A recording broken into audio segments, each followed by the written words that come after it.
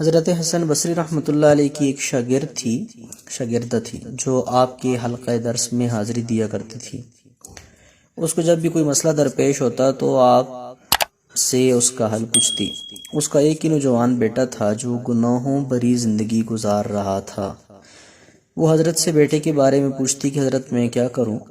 تو حضرت رحمۃ اللہ علیہ اسے سمجھاتے تھے کہ اسے یوں سمجھو۔ وہ بہت سمجھاتی مگر اس نوجوان پر کوئی اثر نہیں ہوتا۔ اسی طرح ایک مدت گزر گئی، اس کے باوجود گناہوں سے باز نہ آیا۔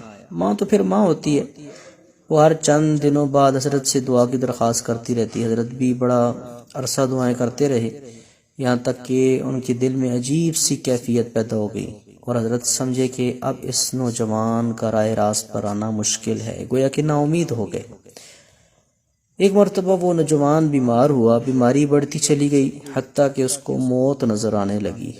علامات موت دیکھ کر اس نے محسوس کر لیا اب وقت تھوڑا ہے۔ اس نے اپنی ماں کو بلایا اور ماں سے کہا، امی میرا وقت اب تھوڑا ہے، میں حسن بصری کے پاس نہیں جا سکتا، آپ مجھے اٹھا کر لے جا نہیں سکتی، اس لیے میرا دل کہتا ہے کہ آپ ان کے پاس جائیں اور عرض کریں کہ وہ یہاں تشریف لا کر مجھے توبہ کا طریقہ بتائیں، اور جب میں فوت ہو جاؤں تو میرا جنازہ بھی وہی پڑھا دیں۔ ماں بھاگی گئی اور اس نے جا کر حضرت سے درخواست کی کہ آپ میرے گھر چلیں۔ اس وقت حضرت حسن بصری رحمۃ اللہ علیہ حدیث، تفسیر گویا لوگوں کے مسائل کے جواب دے رہے تھے۔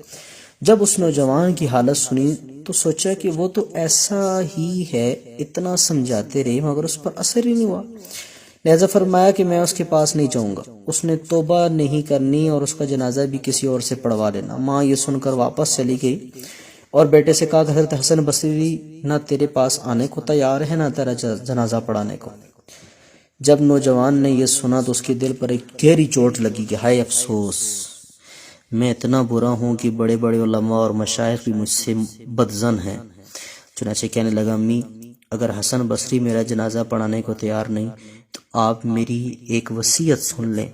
ماں نے کہا، بیٹا کیا وصیت ہے؟ بیٹے نے کہا، امی جب میری وفات ہو جائے آپ اپنے دوپٹے کو میرے گلے میں پھندے کی طرح ڈال کر میری لاش کو زمین کے اوپر گھسیٹنا تاکہ دنیا والوں کو پتہ چل جائے کہ جو اللہ کا نافرمان ہوتا ہے اس کا یہی حشر ہوتا ہے۔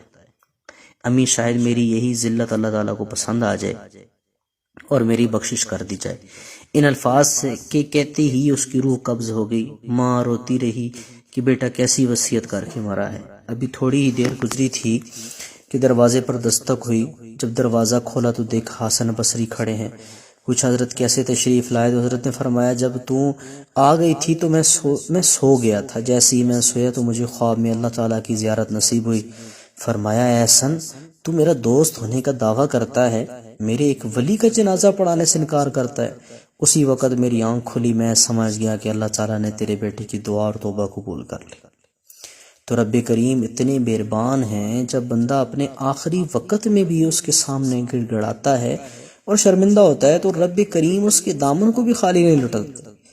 جب پروردگار اتنا کریم اور رحیم ہے تو ہم کیوں نہ اس کے کرم سے فائدہ اٹھائیں اور اپنے گناہوں کی معافی مانگ لیں، زندگی میں ہی توبہ کر لیں۔ موت کا کسی کو نہیں پتہ کہ رات کو موت آئے گی یا دن کو۔ گناہوں کے پہاڑ جو سر پر اٹھا رکھے ہیں ان کو اتار پھینک کے کب تک ہم اللہ سے دور رہیں گے؟ آئیے ہم اپنے پروردگار کے دروازے پر جھک جائیں، اپنے پروردگار سے دوبارہ دوستی کر لیں۔ جب ہم توبہ کریں گے تو رب کریم کی رحمت کو جوش آئے گا اور اللہ تعالیٰ ہمارے گناہوں کو معاف فرما دیں گے، ہماری پریشانیاں دور ہو جائیں گی، ہمیں دوبارہ دنیا میں خلافت کا حقدار ٹھہرا کر ہمیں دوبارہ دنیا میں عزت اور بلندی عطا کی جائے گی۔ اللہ تعالیٰ ہمارے گناہوں کو معاف فرما کر ہمیں اپنے پسندیدہ بندوں میں شامل ہونے کی توفیق نصیب فرمائے۔